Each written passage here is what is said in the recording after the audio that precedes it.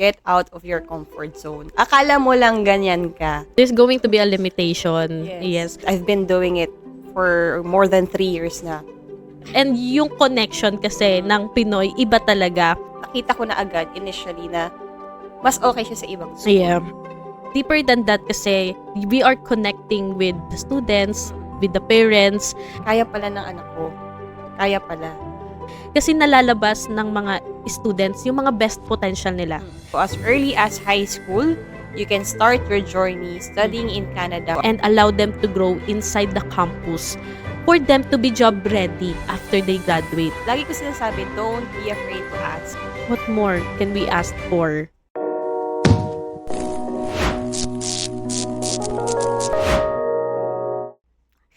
Hi! Welcome back to the Study in Canada episode where we explore big opportunities for students anywhere in the world but especially for the Filipinos na gustong mag-aral abroad. I'm Joyce, your host for today, and we will be having a special guest. Let's all welcome Miss Eileen Manalo from Columbia College. Drum roll, please.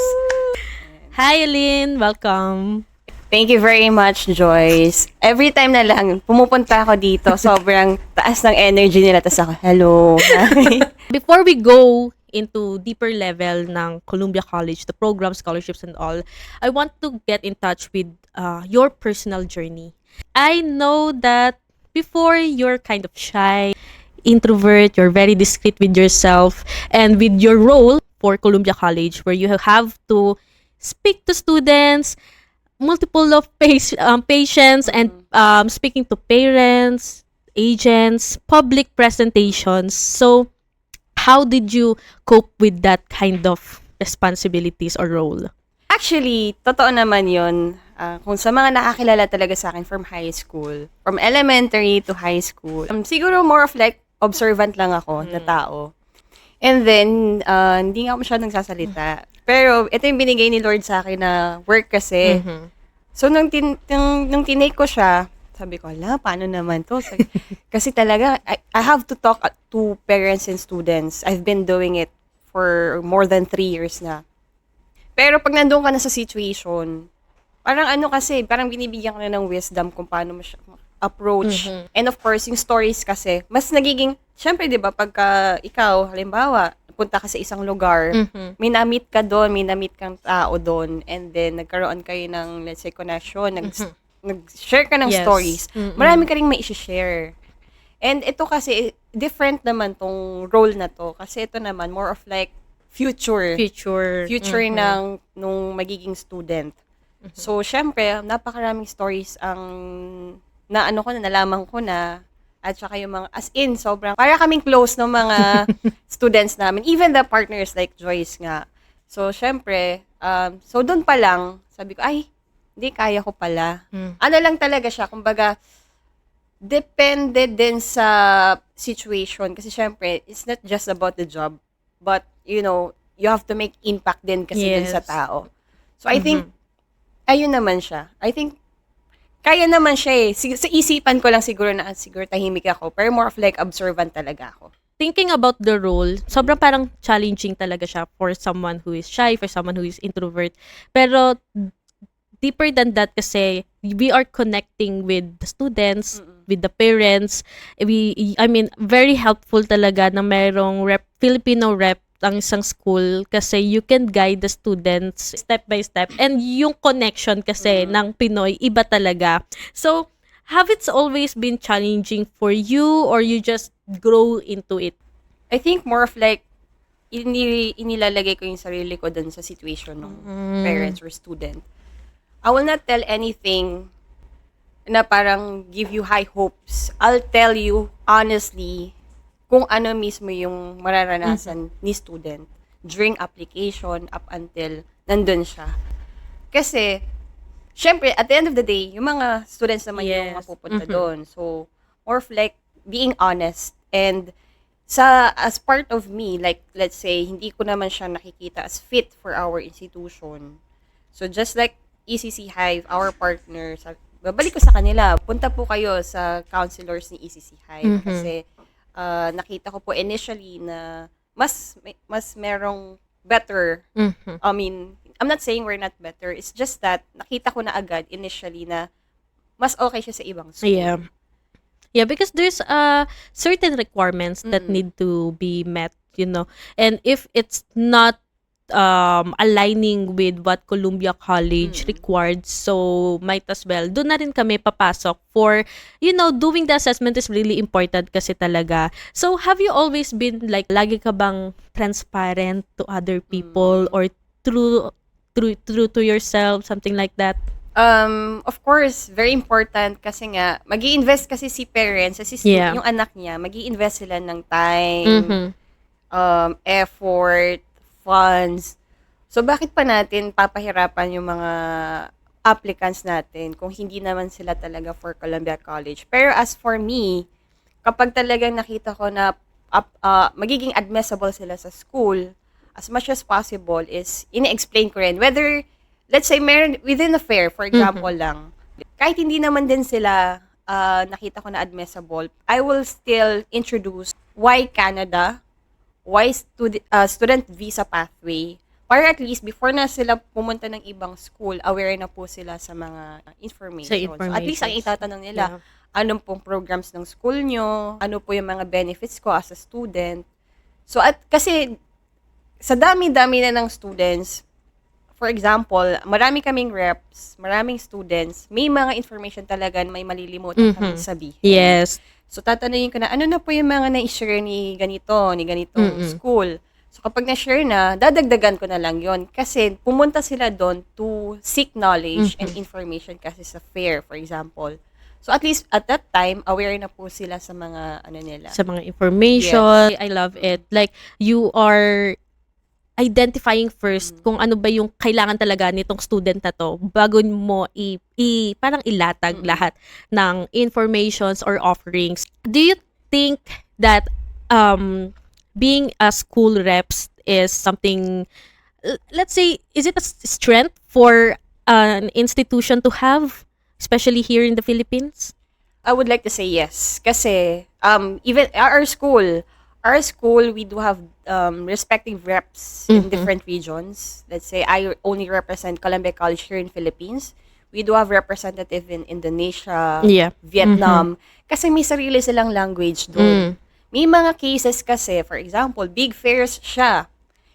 May mga Filipino students tayo na medyo nahihiya magtanong. Yes. Pagka nalaman nila na foreigner. Or ibang yung nationality. Yes. Minsan nga, sorry na, kwento ko lang.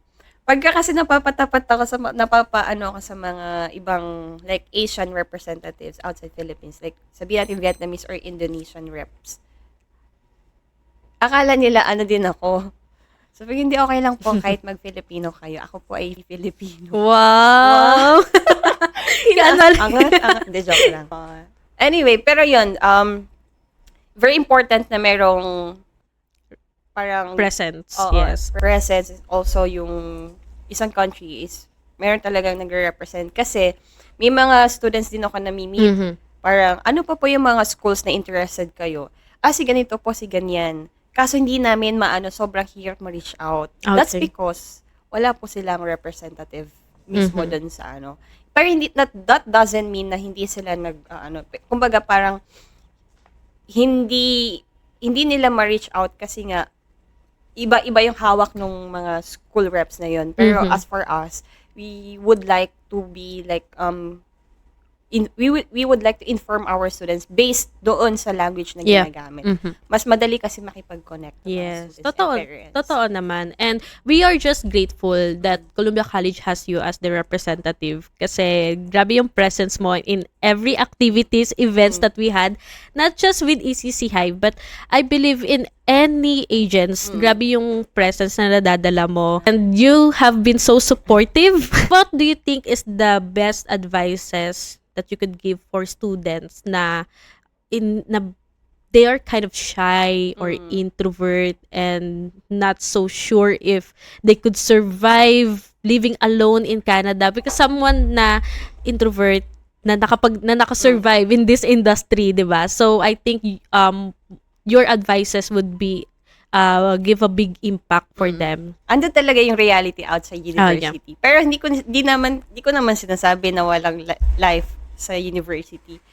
Parang stepping stone mo lang siya, parang preparation bago ka lumabas ng university. May intindihan ako ng mga other professionals dito. Like, hindi ka pwedeng doon ka na lang sa comfort zone mo. Kasi, kailangan mong lumabas doon sa comfort zone mo kasi hindi mo makikilala kung sino ka. For example, akala ko dati, ano ako, medyo tahimik. Get out of your comfort zone. Akala mo lang ganyan ka. Pero pag nandun ka na sa situation, wala kang choice. Kasi usually, yung mga students namin, syempre, mga younger students yung pumapasok sa school namin. Sabi ng mga parents, medyo bata pa yung anak ko. Paano yun? Nasa Canada sila. Actually po, yung mga students namin, based po to sa real stories, mas nagiging responsible sila sa sarili nila kasi wala silang choice. Sila lang nandun. Yes. Pangalawa, sa funds, mas in terms of like, yung earnings ba? Kasi they can work while studying, tama? Yeah. Yung earnings nila, parang, okay, ito pala yung nararamdaman ng parents ko, mahal pala yung ganito, mahal pala yung ganyan. So, mas natututo silang mag-save ng funds. So, yung mga ganong bagay. At saka nagugulat yung mga parents na nag-work yung mga anak nila doon. So, parang hindi nila masyadong okay, kaya pala ng anak ko. Kaya pala. At syempre, hindi naman yung magagawa ng anak nyo kung hindi siya nakatingin sa inyo. So, syempre, kayo po yung inspiration yun. Okay, ganito yung ginagawa nila mommy, daddy. So, yung mga ganong bagay ba? Pagdating nyo po talaga, pag nandun na kayo sa situation, talagang hindi pwedeng hindi kayo lalabas sa comfort zone. Kasi kapag nandun lang kayo sa comfort zone niyo, may delays po sa progress ng buhay nyo. Well, There's going to be a limitation. Yes. And I think that's right, Telino, kasi you have to, hindi lang din sa pag-study abroad pero sa lahat ng bagay, you have to step, outside your comfort zone.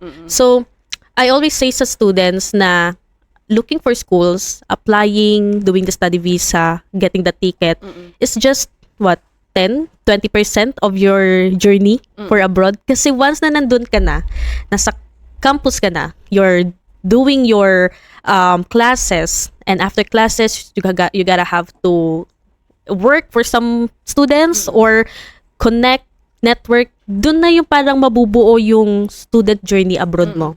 Kasi dun na sila iikot. And what I like about this pathway, the student pathway, kasi nalalabas ng mga students yung mga best potential nila. So nalalabas nila lahat ng cards nila. So sobrang laking impact na merong magandang services yung isang school. And actually, doon na rin ako papunta. How does Columbia College support students with similar challenges with you nung introvert ka pa, nung medyo mahiyain? So, paano yung student services for Columbia College? So, good questions. Actually, si Columbia College is a different college. We are a highly academic institution. So, for those students who are looking for, like, gusto nila mag-work sa government, sa engineering field, sa medical field, we can help them. And with the student support that we can provide, may 3 major questions kasi usually either parents or students sa school. I think regardless kung anong school. In no particular order, it's the job. Second, kung may scholarship. And third is kung sa accommodation. Yeah. Let's talk about the work. You can work while studying po as an international student in Canada. And for Columbia College, there are many options. Actually, currently hiring po kami. So, meron po kaming volunteering job. Volunteering is free. Pero kay Columbia College, if they will do volunteering job, it will be paid by our college. Wow. They will earn just like a regular employee Like working sa Canada. outside of campus. Yes. So, ang possible earnings nila is 19 to 25 CAD per hour. And that's actually a salary of a regular employee. So, that's volunteering job. Saan sila mag-volunteer? We are a non-profit organization. We are in partnership with non-profit organizations inside Vancouver. So, yung mga partners namin na yun, lumalapit sila sa school namin, kailangan namin ng volunteers.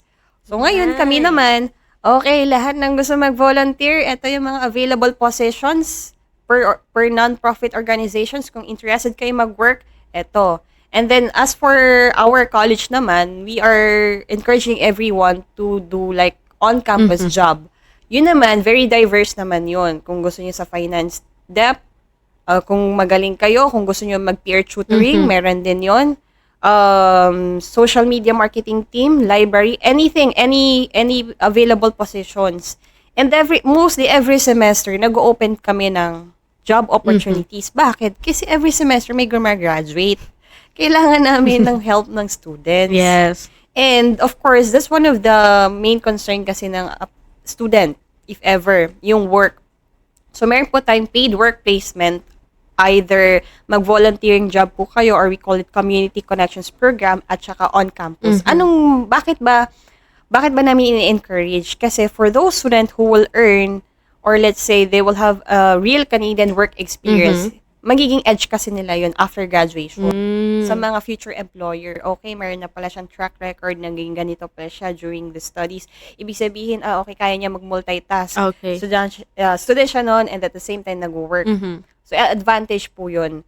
And then, of course, you can work off-campus. We are 10 minutes away from downtown Vancouver. Kung gusto niyo ng off-campus, pwede. Sobrang lapit lang natin sa downtown. So, that's one about work. Second, scholarships. Yeah. Currently, we are offering 3,000 CAD or the 120,000 pesos. Actually, I heard about that and I was like, what? Kasi I known Columbia College being consistent in terms of generous scholarship. Pero this one, 120,000 pesos as entrance scholarship is really shocking kasi ang laking tulong niya for students, especially Filipinos. We love discounts. Oo naman. 'Di ba? But this huge discounts is quite surprising. So, paano ba ito maa-avail ng mga students? Yan, good question. You just have to apply for fall 2025. Pero don't worry kasi parang every intake naman meron naman kami scholarship.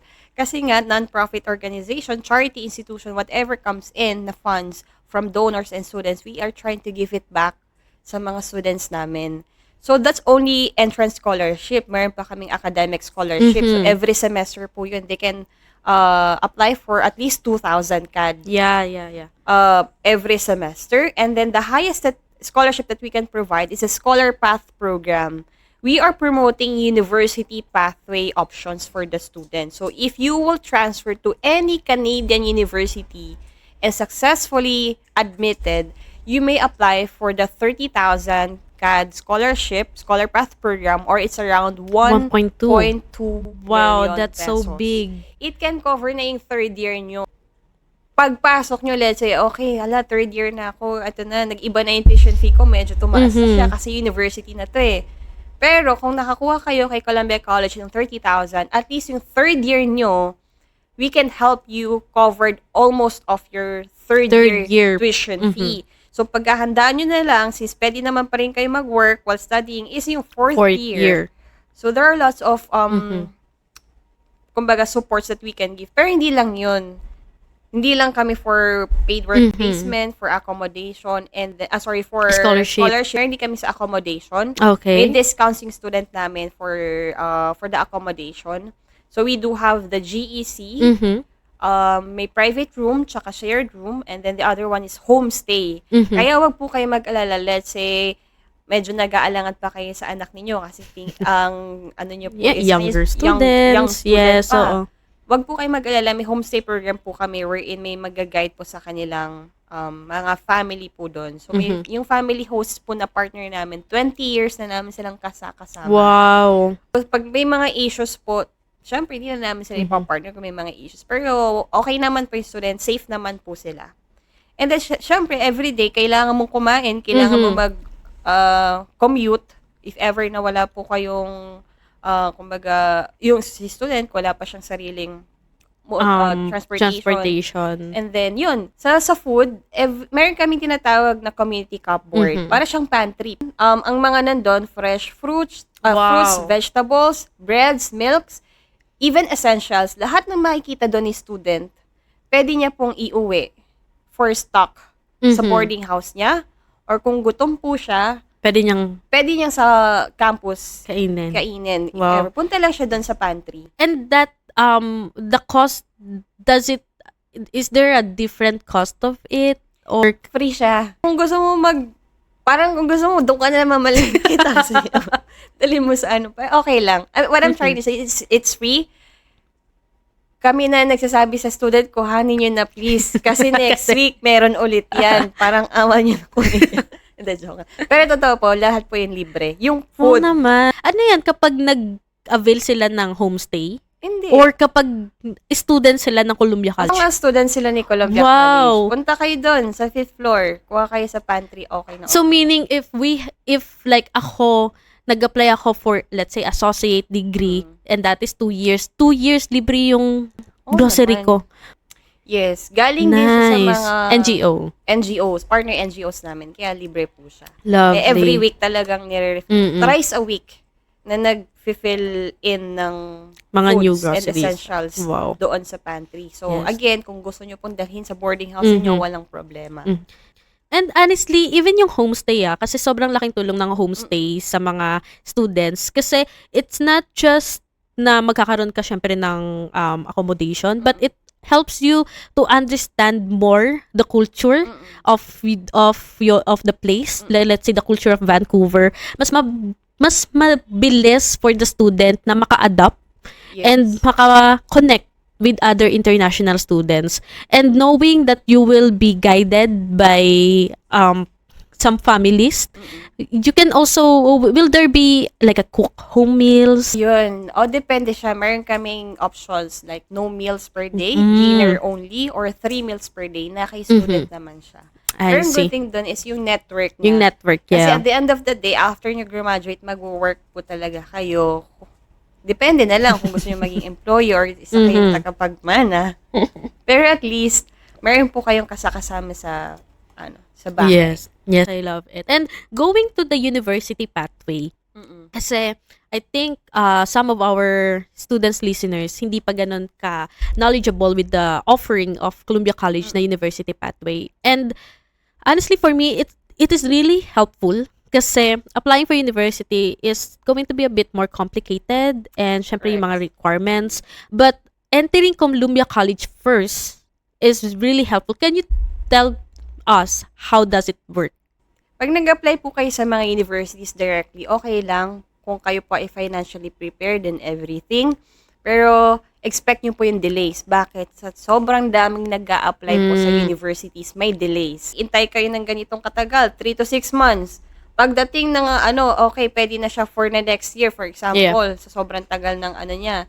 For next year, malalaman nyo hindi pala siya admissible. Sayang, 6 to 8 months naghintay po kayo.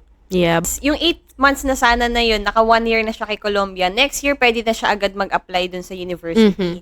Ang good thing dun, pine-prepare namin si student before mag-university. Kasi meron kaming students talaga na target niya yung gantong school, pero hindi talaga siya na-admit. Makapasok. Yes. Pero kay Columbia College, nag 2 years siya. After that, dun siya, naka-enter siya. Kasi mas na-prepare namin siya within 2 years, and then na-heads up na namin siya na, okay, dapat i-maintain mo yung ganitong grades kung target mo yung ganitong school.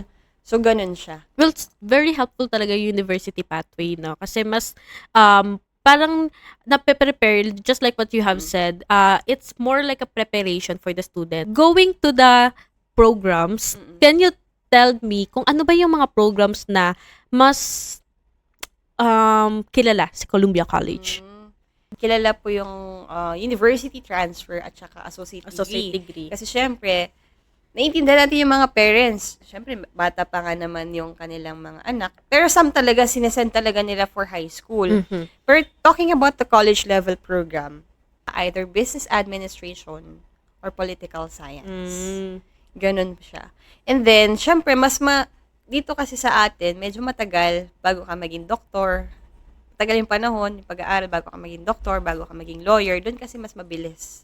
So, with the help of this kinds of opportunity, mas napapabilis and international credential yung hawak ng student after graduation. So, yung mga ganong case. Pero we are highly promoting our high school High right school. now. We are offering grades 10, 11, and 12. So, as early as high school, you can start your journey studying in Canada through Columbia College. If you will study grades 10, 11, and 12, you can apply directly to any university. Or if you will only study for grades 11 and 12, you have to take at least 1 year college level program at Columbia College. Pwede po nating i-fast track. So, yung 11 and 12 kasi supposedly it's 2 years. It's 2 years, yes. Pero kay Columbia College, pwedeng 8 months to 1 year. After that, college na sila. Kung gusto po nila. Or kung grade 11 sila ngayon, gusto nilang mag-grade 12 kay Columbia via fast track program, 4 months lang po ang grade 12 namin. And then Wow. after that, college na po sila. Well, Mas mabilis silang gagraduate. let's say we have student listeners na ready na to apply. So let's say either associate degrees or university pathway. What is the admission process looks like?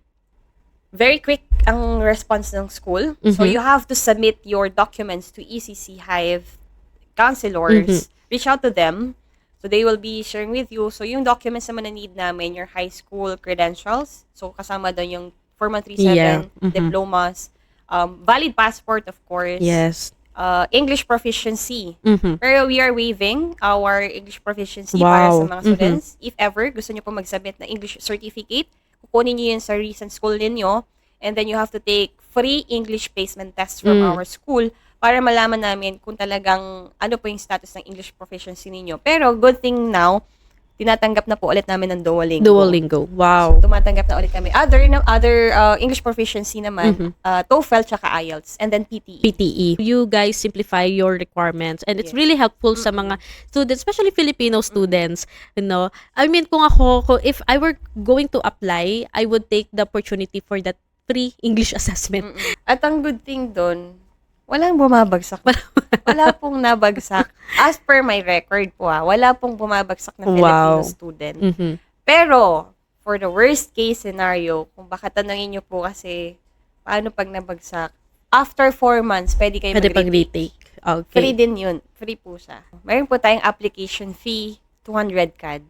Pero, pag ni-reach out nyo si ECC Hive counselors, Oh my God, pag-usapan natin yan. another generous offer na naman from Columbia College. So, 200 CAD is how much? Parang 8,000. 8,000 pesos. Pwede mo na siyang pambili ng kung ano mang kailangan mo ng iba or pantagdag sa other expenses. Yes. Thank you so much. So guys, if you wanted to explore the university pathway, associate degree, or high school offerings of Columbia College, just let us know. And O kasi kung available na yung documents nila, yes, submit especially nyo agad sa ECC Hive team para ma-assess na ng school namin kasi libre naman na siya. Pag-usapan natin yan. Ano pa bang gusto nyo? Alam nyo, kahit transportation nyo, kaya namin magbigay ng subsidy for transportation. Kung naka-brace ka ngayon, huwag ka mag-alala. May Kasi may dental hygiene din kami. So, kung kahit wala ka namang brace, okay lang.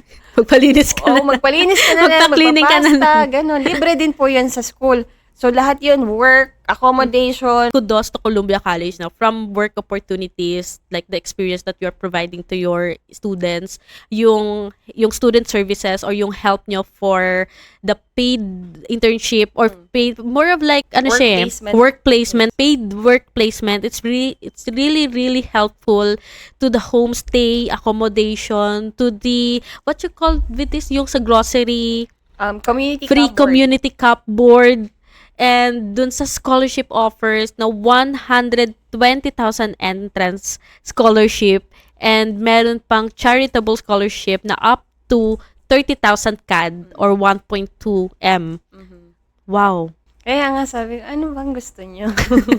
Ano pa bang gusto nyo? Well, and then ang dami niyong subsidy, I mean sa dental, tapos sa transportation.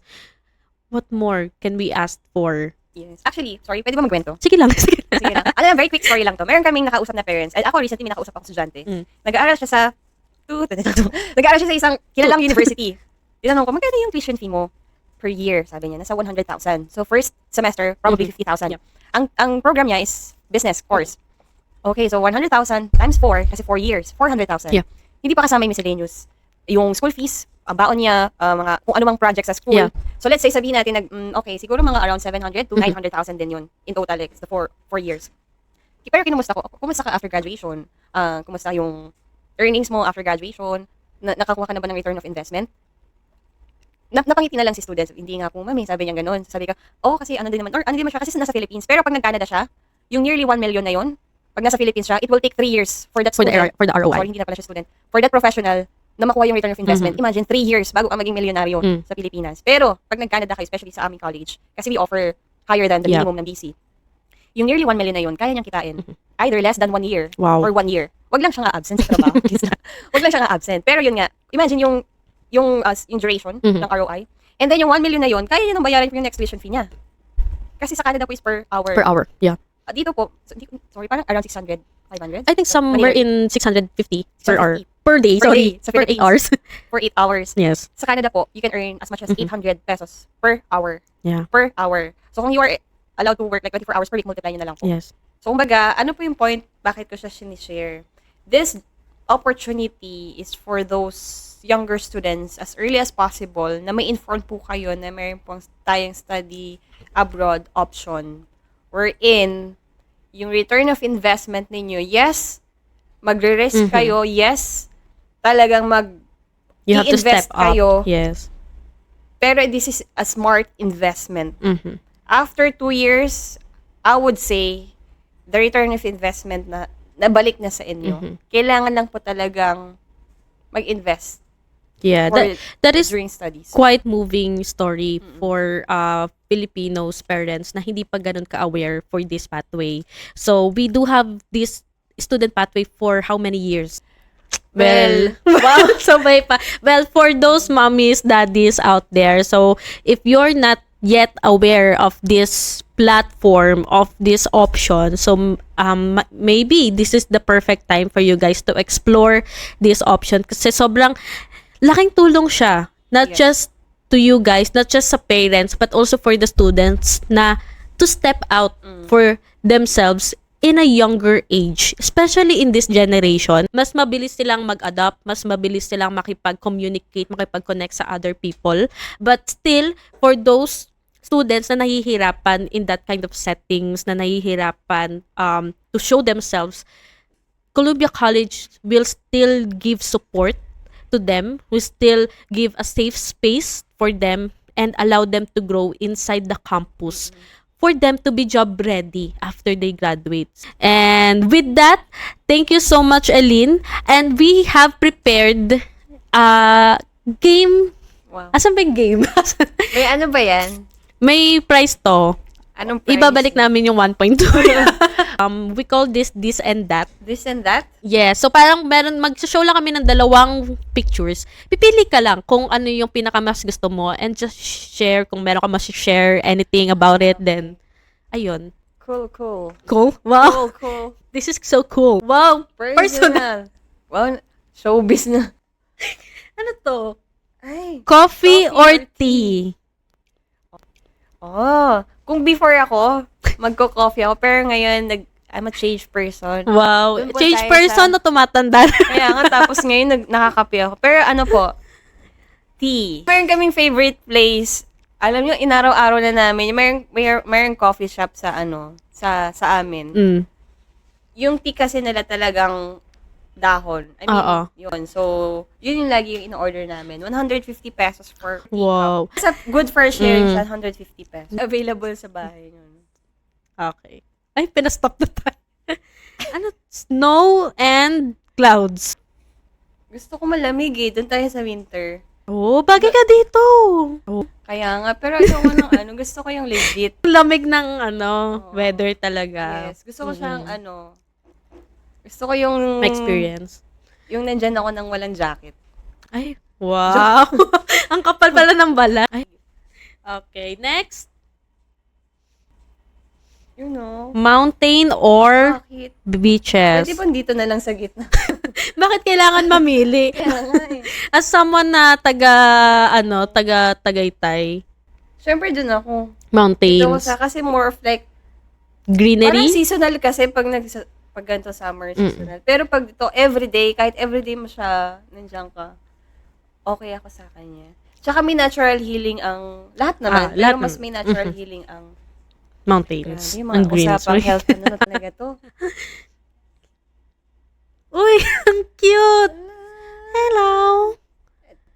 Alam Doggy? niyo po ba, may, takot kasi ako sa pusa. So, dito ako sa Dito ako sa Pares tayo. sa aso. Hindi naman sa hate ko yung pusa, pero hindi din may naman. experience kasi ako Kaya sa nga kanila. eh. Pero cute sila. Pero malambing sila. Yes. Mas Pero- cute sila sa tao, actually. Sorry sa mga cat lovers. I'm very sorry. Sorry, Taylor Swift. Sorry po. Dito tayo sa dog. Wow. Ano to? Yan. Siguro para may mas ma-other akong nagagawa. Podcast. na lang. Kasi Kaya- nakikinig. yes, Oo. mostly ng podcast na preaching. Mm, Kasi kailangan din ng body natin ng spiritual. yes. So, Meditation. sobrang Especially every morning. Kasi hindi ako pwede magbasa ng nagtatrabaho Mm. sa regular day. Pero kung pwede ako makinig habang Yes. nagtatrabaho. So, I think more of like podcast. And quick tips din sa mga nagbabiyahe.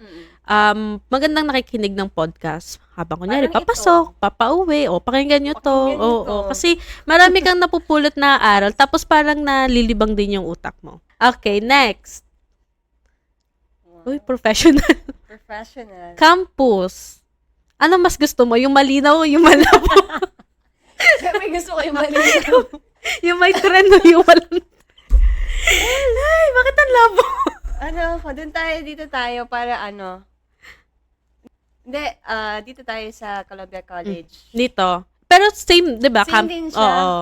Sa back, naman siya. Doon tayo sa front. Front entrance. Wala lang. Basta doon tayo sa front. Oh, ito na yung kanina. Snowy or folly? Snowy. Siguro dito na lang ako. Kasi kanina yun na yung pinili ko eh. So kung papasok ako mga regular, September. September. Mga Oo. fall intake. Kasi gusto ko magwalis eh. Ako din. Kasi nakakalatan na Oh. gusto ko magwalis. Next. Programs. Obtain associate degrees or university transfer. I mean, ikaw. Your preference. Either naman pwede mag-transfer.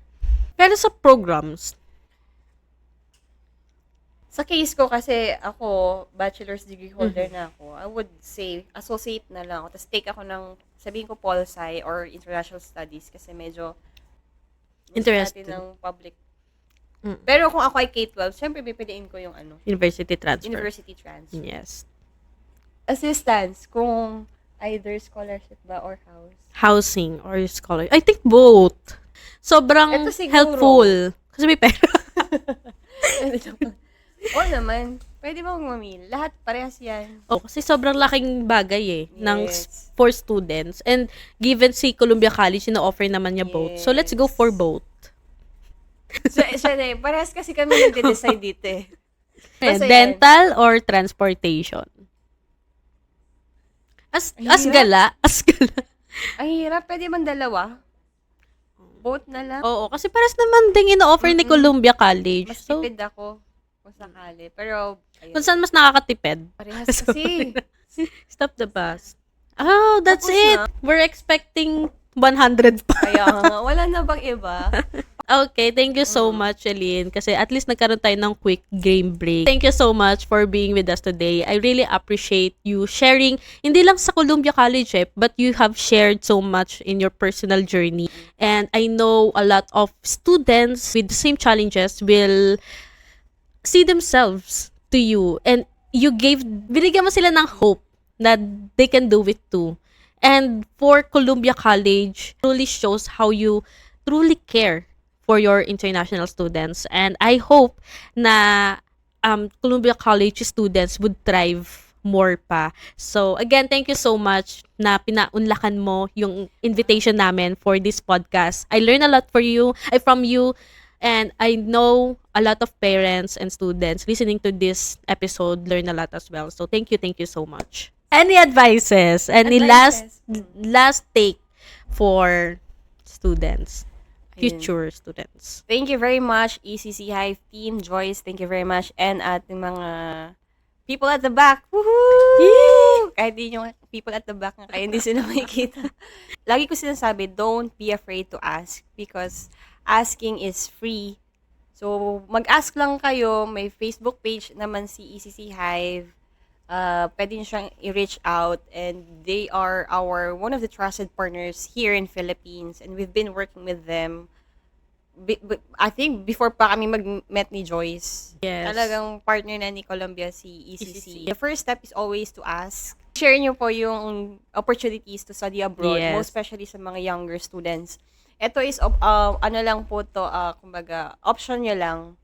Pero it's a really, really good option to study at Columbia College in Vancouver, Yes. British Columbia, Canada. Thank you po. Yes, thank you so much. And for those who are listening, thank you so much, guys. You can like and subscribe with the link down below so para makapag-keep up kayo for the next episodes. And please do comment your Ay, wala. thoughts or any of your feedback. We would love to hang out with you guys through the comment sections. So thank you so much and ingat po tayong lahat. Ingat po. Baka next time kasama na namin kayo dito. Yes, Gusto niyo yes. ba?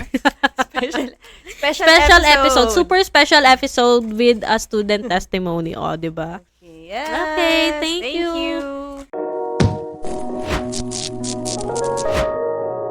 Abot! Congrats! Thank you. Ang host and everything.